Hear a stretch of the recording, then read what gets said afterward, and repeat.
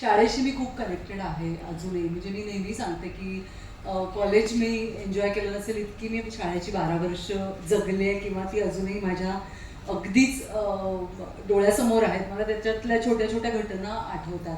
त्यामुळे शाळेशी मी खूप कनेक्टेड आहे. तसेच शाळेतल्या शिक्षकांशी सुद्धा. आता थोडंसं टीचर स्टुडंट असं सगळं नातं निर्माण झालं पण तेव्हा जसं बाई म्हणाल्या की खरंच कौटुंबिक होतं. म्हणजे शाळा आमच्या घराच्या आमच्या चाळीच्या आणि शाळेच्या मध्ये एक फक्त रस्ता होता. आई खिडकीतून डबा द्यायची, बाई की डबा घ्यायच्या, मला द्यायच्या. इतकं इतकं कौटुंबिक नातं होतं सगळ्याच पहिलीच्या बाईंपासून 10वीच्या बाईंपर्यंत. तर त्यांनी म्हणजे सगळ्याच बहिणी, काळे बहिणी तर मला या सगळ्या क्षेत्रात येण्यासाठीचा जो माझं पहिलं पाऊल आहे ते माझे पांडुरंग भांगरेकर सर आणि काळेबाई यांनी हात धरून इकडे आणले. त्याच्यामुळे मी करायला लागले. तो आत्मविश्वास मला शाळेतून मिळाला. आणि मला असं सांगायला अगदीच आवडेल की फक्त शाळा, शिक्षण, अभिनय किंवा नाटकं या सगळ्याच्या पलीकडे जाऊन एक फेज होती आमच्या घरामध्ये की म्हणजे खूप गोष्टी काय सांगू आता की म्हणजे तेल पण एवढंच आणायचं 15 दिवस पुरेल एवढं, अशा सगळ्या गोष्टी होत्या. तर मला अगदी आठवते की तेव्हा ड्रेसेस मला काळेबाई द्यायच्या. आणि आणि म्हणजे ते इतकं घट्ट नातं होतं की की कुठल्याही बाजूनी मदत करून हिला पुढे आणायचंय, कुठल्याही बाजूनी मदत करून हिला स्वतःच्या पायावर उभं करायचंय. हा दृष्टिकोन अगदी काय म्हणूया फॉर्मली नसेल पण ते खूप आतून येणारं एक प्रेम होतं आणि तो जिव्हाळा होता जो अजूनही आहे. त्यामुळे खरंच कौटुंबिक नाते. मला नेहमी असं वाटतं की आपल्याला जर शिक्षक चांगले मिळाले ना तर आपल्या आयुष्यात आपण पुढे कुठलाही स्ट्रगल करायला, कुठल्याही गोष्टींवर मात करून पुढे जायला सक्षम होतो. ते शिक्षक आपल्या शाळेचे आपल्यासाठी खूप महत्त्वाचे असतात आणि ते बाळकडून मिळणं खरंच खूप गरजेचं असतं. आणि त्यांनी आपल्याला हात धरून पुढे नेलेलं असतं आणि ती वाट आपण नक्कीच पुढेपर्यंत घेऊन जातो. तर शिक्षक मला आयुष्यात खूप महत्त्वाचे वाटतात आणि जे मला काळेबाईंच्या रूपाने आणि अनेक माझ्या शिक्षिका आहेत त्या सगळ्याच माझ्याबरोबर अजूनही आहेत. तर या खरंच खूप वेगळ्या आठवणी आहेत आणि वेगळेच संस्कार आहेत की जे अजून माझ्या मनात घट्ट आहेत. वा वा. मला वाटतं ऐश्वर्या आता तू म्हणालीस आणि दीपालीताई डोंबिवलीचा विषय निघाला आणि दीपालीताई आहेत म्हणून मला एक छोटीशी आठवण सांगावीशी वाटते. स्मिता तळवलकर आणि दीपालीताई यांचं खूप घट्ट नातं होतं आणि तसंच ते माझंही होतं.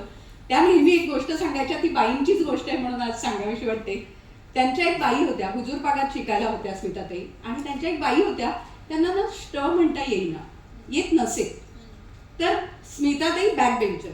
एक दिवस असं झालं की मागच्या बाकावर त्या बसलेल्या होत्या आणि त्यांच्या मागे एक अष्टविनायक असलेले एक कॅलेंडर. वारा आला, कॅलेंडर खाली पडलं. तर बाई म्हणाल्या, गोविलकर काय झालं? स्मिताताईंचं माहेरचं नाव गोविलकर. गोविलकर काय झालं? स्मिताताई म्हणाल्या, काही नाही बाई, अष्टविनायक नट्ट झाला. आता बाईंचं खरं म्हणजे त्यांनी नक्कल केली होती, पण त्या बाई इतक्या छान होत्या की त्यांनी त्या नकलेकडे बघून स्मिताताईंनी नाटकात काम केलं पाहिजे, अभिनय केला पाहिजे, हे त्यांचे गुण हेरले. शिक्षिका अशी असते की जी ते गुण हेरते आणि त्यातनंच पुढे स्मिताताईंचं नाटकात काम करणं असेल हे सगळं झालं. पुढची त्याची छोटीशी गोष्ट अशी आहे की जेव्हा स्मिताताईंच्या घरी म्हणजे सुट्टी, सगळी मुलं आपापल्या घरी जायची पण स्मिताताईंचे आई बाबा भारतात नसायचे, त्यामुळे त्यांना घरी जायला आईबाबांकडे जाणत नसायचं. याच बाई होत्या ज्यांच्या घरी स्मिताताई पूर्ण सुट्टी या बाईंच्या घरी असायच्या. आणि त्या बाईंनी जेव्हा शाळा सुटली तेव्हा 10वी झाल्यानंतर स्मिताताईंना एक अंगठी दिली होती आणि एक गुलाबी साडी. स्मिताताई नेहमी सांगायच्या की एका छान फंक्शनला जाताना मी ती गुलाबी साडी नेसून गेले, ती अंगठी हातात होती आणि बाई आल्या भेटायला, कारण त्या दिवशी स्मिताताईंना एक अवॉर्ड होतं.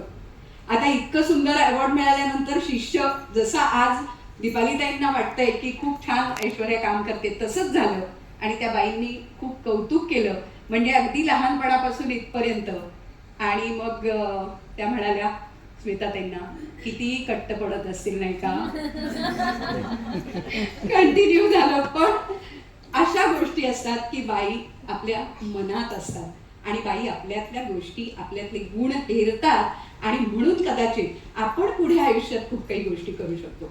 मला वाटतं सतीश सर तुमचाही असाच अनुभव असेल आणि शाळेतल्या शिक्षकांबद्दल, बाईंबद्दल अशी एखादी छानशी आठवण तुमची असेल तर आम्हाला ऐकायला आवडेल.